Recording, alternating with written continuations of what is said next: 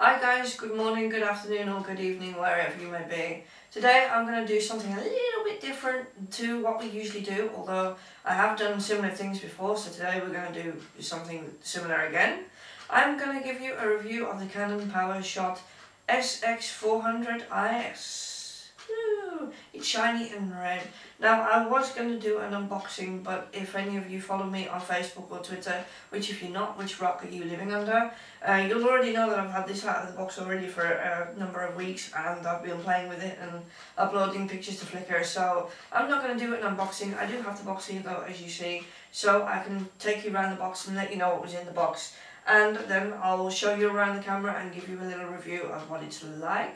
I am going to bring you in closer so that you can see more of the screen and more of the camera rather than seeing my ugly face, and then we'll get started. Okay, so first off, please forgive me if I'm a little bit slow or a little bit weird in this filming, but I'm filming in rather an awkward position because the camera battery was dead and it's charging, so yeah, this is awkward filming today. But anyway, on to the unboxing of the, well, not really an unboxing because like I said, it was already out of the box for several weeks, but I'll show you around the box. On the top of the box we have a picture of the very nice looking camera, and it's the same for the front side, the left side and the back side. On the right side is a barcode and some serial number information, which is under my hand because you guys don't need to see that, of course. And on the bottom of the box there's some weird funny writing that I can't read. On the back side of the box, like I said, there's no picture. I'm lying to you guys. Where was the contents of the box? There was some contents. Oh, here, on the back of the box. I had the box the wrong way around. So on the back of the box there's some contents and some specifications of the camera. If you want to pause the video and read that, you can. Otherwise, we'll just move on and show you what's also inside the box. So inside the box is actually not a lot at the moment because I've unpacked most of it. But if you open it by pulling out this wonderful tab here and opening that, you can open it up and there's another flap inside that you need to pull back, and we have some of that wonderful literature in the box that comes with all cameras, and there's a setup guide and I think a CD. Well, no CD. No, I think it's just a setup guide. There's no CD this time with this camera, and there's a bunch of bubble wrap in there because yeah, what do you get when you unbox the camera? You get left over with a bunch of bubble wrap and packaging. So that is basically what's left in the box. If we move the box to the side, it also came, of course, with a European battery charger, which is this thing here, and it's got a European plug on the end of it. The battery just slides into the hole here, and it can be charged. And it also came with a wrist strap, which I don't have attached to the camera because I prefer to use a neck strap, which you may not already seen. So that was basically what came in the box, and now to the camera itself.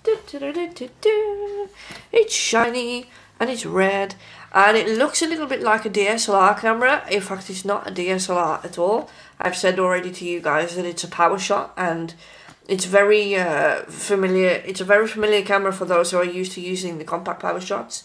It's actually in the bridge camera class, but as you notice on the back of the camera here, there's no viewfinder like there normally would be on a bridge camera. The reason for that being is, well, actually I don't know, but the reason why we chose a camera without a viewfinder is for me because I'm visually impaired and can't use it anyway. So the screen works better for me.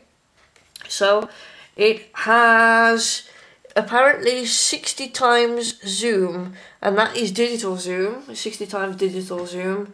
It's 30 times optical zoom, 60 times digital zoom, and actually there's a setting in the camera that allows the digital zoom to go up to 2 times, so it actually goes up to 128 times zoom in total, and that is indeed digital. Like I said to you before, it's a very familiar Powershot camera for those who are used to Powershots. So on the back of the camera you've got the screen, which I think is like a 3.5 2.5" or 2.5". I'm not quite sure of the measurements. I didn't do my homework before filming this video, and I'm really good. But anyway, there's a nice LCD screen on the back there, and then there are buttons on the right hand side of the screen. This top one here, it's a dedicated record button for filming videos. You have here your playback button for, at least I believe it's a playback button. Sorry, taking it out of view for 1 second. Yeah, it's the playback button for viewing your photos and videos which you have recorded. Here you have an up, down, left, right cursor, which also doubles up as different things. I believe this one on the top is for, I don't know, taking the camera out of your view again, guys. Yeah, I actually don't know what the button for is on the top of there. You have also macro mode, flash mode, and trash can. Yeah, trash can for deleting the photos there. You have a menu button, and you have some other button which I can never remember what it's for. Oh, you have a menu button here, and you have a display button on the left hand side here as well, which turns on and off the display information when you're making photos. And menu button is to get into the menu settings. On the top of the camera there is a button here for taking photos, and on the outside of that button is a zoom in and out button, which you move to the left or right, which I'm sure you're probably used to. It's got a nice rubber handle. There is a microphone somewhere on this camera. Oh, here at the top. On the top of the camera there's a microphone. And then you've got, of course, on the front of the camera, the lens. And if you're wondering where on earth is the flash, well, the flash on this camera isn't a mechanical flash, it's a manual flash. Sorry, guys. It's a manual flash, so you need to lift it up for yourself. And you have then a nice flash there, which you can also put back down again. There's nothing on the left side, I think. I'm doing this by touch, so I don't know. There's nothing on the left side. Oh, yes, there is. There is a thing here for a USB cable on the left hand side. Sorry, right hand side. Get your left and right correct. And there's nothing on the left hand side. On the bottom you have your connection for your tripod, which is a normal standard universal connection, and to the right, I'm doing it with my right hand, is the compartment where you put the memory card and the battery. Okay, so you want to see this thing working, maybe, possibly, if there's enough battery power in it for you guys. It came with a lens cap as well, which came in the box. You need to kind of squeeze the two edges to remove the lens cap. And then we can turn it on with the power button, which is here. And hey presto, look, it's Vlogception. Or something along those lines anyway. It's Vlogception. And just to give you an idea of the zoom, or at least I will try to give you an idea of the zoom, you hear my hand is here in the camera, and we're going, and we're still going, and now it's going really, really blurry because I'm zoomed in way too far and my hand is still close. You feel a vibration when you're having optical zoom, and when it goes into the digital zoom, of course that stops, and then it starts to zoom in further digitally. Just as another way of showing you the 30 times zoom. That's now fully zoomed out at 30 times. And then obviously it goes further with the digital. Okay, so I said it was a bit more like bridge camera rather than compact point and shoot camera. You can use it as a point and shoot. I believe I've got it set in automatic mode already here. And there's a dedicated button, I think, somewhere. Yeah, under the record button, there's a dedicated button to turn on and off the auto mode. So now we're in a very weird, very, I don't know what the word is, bright, high contrast mode or something like that, I would say, because I've turned off the auto mode. And because I've turned off the auto mode, I can now click on the center button and I can scroll through various options. Yes, I know they're in Dutch, I should have put it in English for you guys. Various options to change the camera settings. And in this camera, you can change things like the aperture and the ISO. Yes, indeed. There are not many settings you can choose from, but there are some, which means you have control over how you want your pictures to look. And there are also things like, I'm trying to do this without seeing, by the way, I apologize to the internet. There are also things like you can change the size of your image. The weirdest thing I find about this camera is changing the size of the image. They're square images, so they're 4:3 rather than 16:9, which is what a normal compact camera shoots at. So there's definitely more DSLR, more to the DSLR end of cameras, because it shoots in 4:3. At its best resolution anyway, it shoots in 4:3. We can change other things which I can't read because I'm trying to look through a camera at the camera, and hopefully you guys will know what some of these settings are. But I find it really cool that I could change my ISO and my aperture, or at least some of them. You can change settings for different types of lighting. You have different modes for fireworks and sports, which changes the speed of the shutter so that you can get better quality images. And I'm pretty impressed with the amount of settings that you can actually change on this camera, considering it's not actually a DSLR. Now I've got it in my hands, I can tell you more about some of the functions that you guys can change. Let me switch it from automatic mode for you, and I'll just run down a list if it will allow me to, because it's trying to tell me the battery is dying. So you can change the video quality, you can change the lighting, which is for things like where the lighting shoots from, so you can have like a light point so that you can shoot different types of pictures with different effects. You can change colours, so that's for monochrome, sepia, and extra lavender.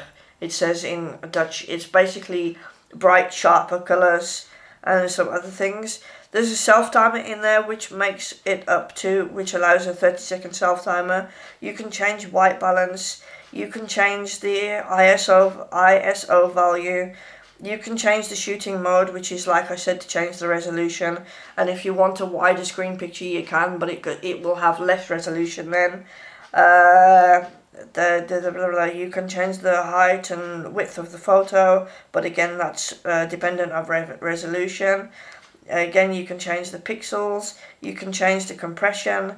And we're back around to the film quality again. So there's quite a few settings in there that you guys can change and have fun with it. It's a bit more, it does a tiny little bit more than a normal point-and-shoot compact camera does, and yeah, that's why I like it, and that's why I find it so fun. Just for the internet, I'll show you that it makes pretty cool pictures by taking a picture of my wonderful white foot. Can I take a picture of my wonderful white foot? There you go, guys. There's a white foot for you, and we can click that, and it will go automatically into playback mode. And I think, yeah, that's the only image on here because I removed all the others yesterday. So it doesn't just make good quality pictures. It also makes good quality video recording, which I am quite impressed with. I've been using it for some of our vlogs that we've been doing recently. And in case you guys have missed those, I'm gonna turn the big JVC camera around so that I can do a test with you, a comparison test. So I have you now in a better position so that you can see my face on the JVC. And while I'm talking, this is indeed the sound quality that's coming from the JVC camera that you guys are really used to for me filming against the green screen in the media room. But we can also switch on this camera again, and I can vlog me filming, or film me filming, or filmception, or something along those lines. But anyway, push the record button here, it makes a beep sound, and you get sound feedback which you can turn on and off. And this is now the sound quality from the Canon Powershot camera, and I'm gonna also turn it around and have you guys side by side. So now the JVC and the Canon. Yeah, this is picture quality and sound quality test control. What do you guys think? Do you prefer the JVC? This is the JVC. Do you prefer the Canon here? Let me know.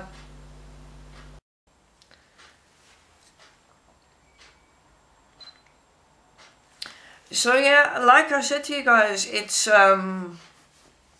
it's really exciting to be able to have something that does DSLR functions, but in a bridge camera, which I can use because it's not very heavy, which you guys can probably hopefully see.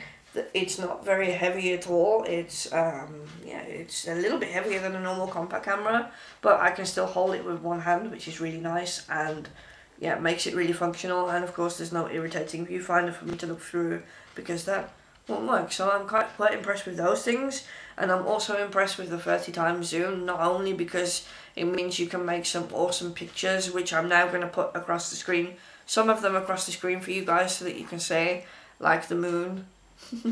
So it makes some awesome pictures, even with the digital zoom, which is what the moon photos were taken with. But it also is handy just to have with me because I'm, like I said, visually impaired. I don't see really past the end of my nose very much. So having 30x zoom with me is really awesome. You miss a lot less things when you have something that zooms in so far. If you didn't know already, I have a Flickr account. It's flickr.com/manling83. I'll leave it down in the description if it isn't there already. And yeah, you can check out some of the photos I've made with this thing. Okay guys, thank you very much for watching. I hope you enjoyed it. Until next time, be careful, and if you can't be careful, have fun.